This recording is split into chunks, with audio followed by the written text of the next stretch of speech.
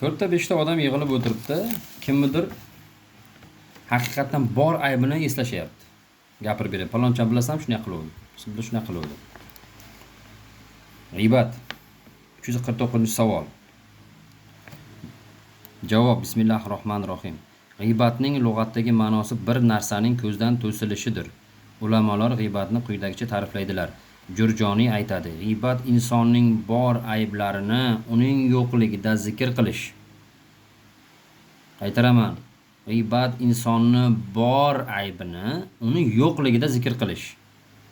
Qolganini o'zi o'qib olasiz. Hadislar bilan isbotlab gunohning qay darajada ekanligini hammasini ko'rsatib qo'ygan.